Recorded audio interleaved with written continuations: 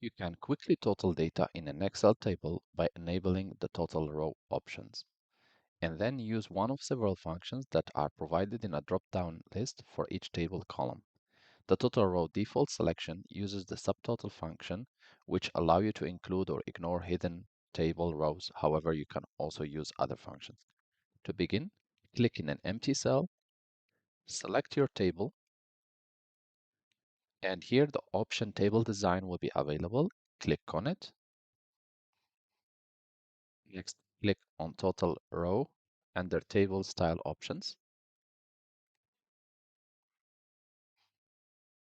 Next step, click on the little arrow here in this total cells or the cells which are showing next to total and select what type of function you want to use. You can use count, count number, maximum, minimum, and sum.